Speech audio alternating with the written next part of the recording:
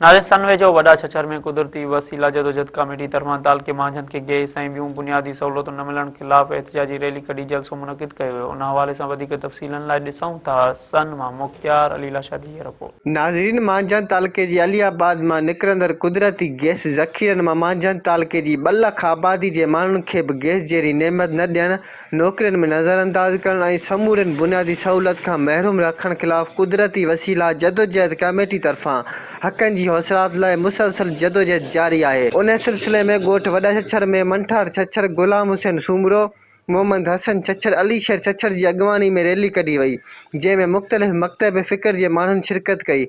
Rally मुख़्तलिफ़ घिटियुनि खां थींदे जलसेगाह में पहुती, जिथे अॻवाननि मेरहान टीवी न्यूज़ सां ॻाल्हाईंदे चयो त उमेद वकील मां कोन्हे, कमु हिननि खे ई वठंदासीं, हुकूमत में ई वठनि। अवाम सुजाग थी जदोजहद थी वॾे पैमाने ते हज़ारे माण्हू निकिरी आया इंशाअल्लाह वठंदासीं, ॾियणी पवंदी हिननि खे, छो जो असांजी नाजाइज़ घुरदा ई कोन्हे, असांजी जाइज़ घुर आहे, उहा ॾियणी पवंदी हिननि खे। इंशाअल्लाह कामयाबु थींदा, सख़्तु एहतिजाज तरफ़ वेंदासीं, कानून तोड़ण जी ज़रूरत पई त कानून तोड़ींदासीं, पंहिंजे इलाइक़े जे लाइ कंदासीं। ऐं 26 तारीख़ असां वरी सन में 26 अक्टूबर ते एहतिजाज जो ऐलान कयो आहे, उते कंदासीं, उते वरी 2 तारीख़ कंदासीं, कंटिन्यू हलाईंदासीं कि माण्हू सुजाग थी वञनि।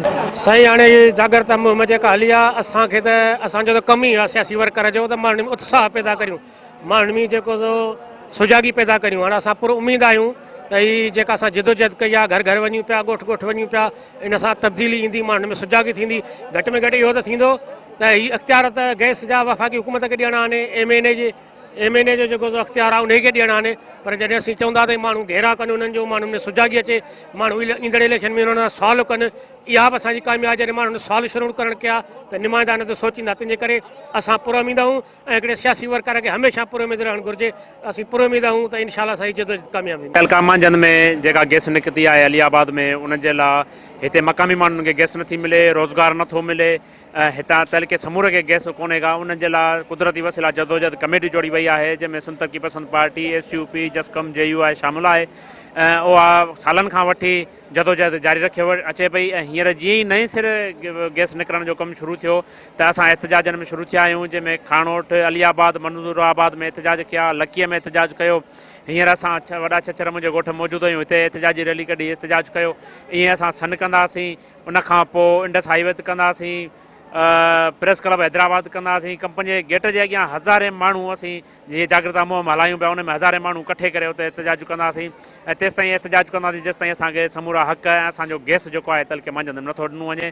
उनखां अलावा अमन अमान जो मसइलो आहे, साफ़ पाणीअ जो मसइलो आहे, अस्पतालुनि जो मसइलो आहे, अस्पतालुनि में दवा नथी मिले, रोड रस्तनि जो मसइलो आहे, समूरे इन तबाहीअ जो जेको आहे कारण उहा पीपल्स पार्टी आहे, उनजे ख़िलाफ़ असां जदोजहद जारी रखियो पिया अचूं ऐं जारी रखंदासीं। त असां वटि हिकिड़ो अमन अमान जी बि सूरत हाल आहे, उहा बि सभिनि तव्हां साहबी दोस्तनि जे साम्हूं आहे, जेको न असांजे तलके में को साफ़ पाणी आहे, न का सिहत जे अस्पताल का सुठी आहे।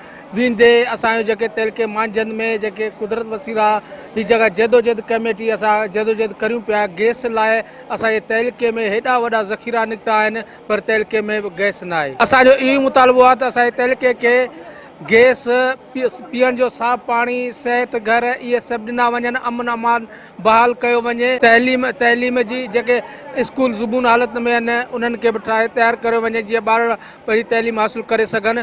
ॿी सूरत में असां इहो ई मुतालबो कंदासीं गवर्नमेंट खां त ॿी सूरत में अगरि जे असांखे इहे सभु सहूलियतूं न ॾिनियूं वयूं त हिकिड़ी ही जेका असां जागृता मुहिम शुरू कई आहे, इहा हिकिड़ी असां वॾो हिकिड़ो एहतिजाज जीअं धरणो किथे न किथे हणी वेही रहंदासीं। असांजो तालको जेको सो मालामाल आहे, असांजी हिकिड़ी क़िस्मत अहिड़ी आहे जो सोशल फंड असांजो कोयलो असां वटि आहे, रेती असां वटि, तेल असां वटि, गैस असां वटि, हर शइ असां वटि आहे, पर असांखे पीअण जो पाणी बि सहुलो नथो हुकुमरान ॾियनि।